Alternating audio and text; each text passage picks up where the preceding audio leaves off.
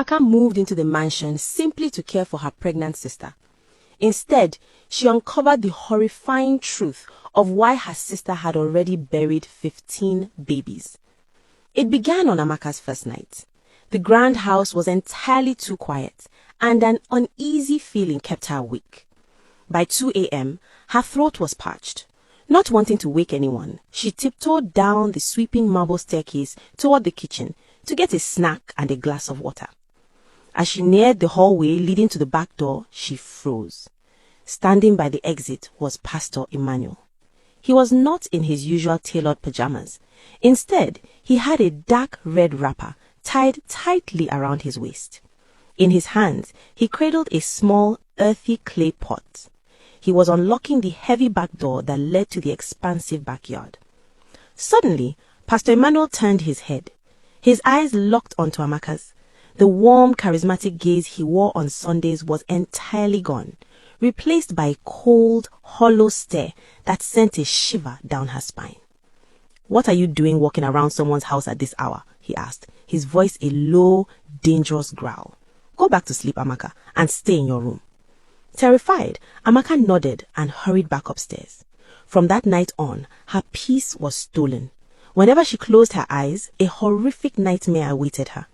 She would dream of Pastor Emmanuel, his face twisted in malice, chasing a heavily pregnant Martha through a dark forest with a rusted, blood-stained knife. Amaka would wake up drenched in sweat, her heart pounding against her ribs, and she would pray fervently until dawn. The nightmares relentlessly tortured her for 5 nights. Then came the 6th night. Amaka jolted awake. She looked at the clock. It was exactly 3 a.m., the witching hour. She prayed silently, trying to calm her racing heart.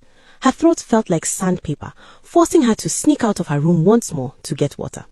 As she crept down the hallway, she saw a shadow moving near the back door. It was Pastor Emmanuel again, dressed in the same red wrapper. This time, Amaka didn't run.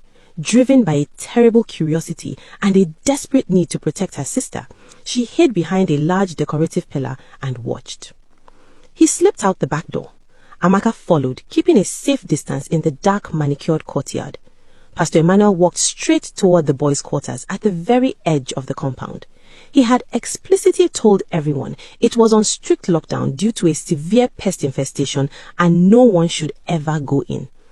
Amaka watched him closely, like a vulture. He unlocked the heavy iron door, stepped inside, and pulled the door almost shut behind him. Heart in her throat, Amaka crept across the German floor. She inched her face toward the slightly open window to peek inside.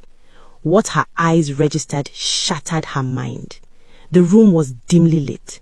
Arranged on floor were skulls, and in the center of the room stood Pastor Emmanuel. He was holding a large wooden pestle, forcefully pounding something inside a mortar. It wasn't yam, it wasn't regular meat. Amaka stared in pure horror as she realized it was human. It was a baby.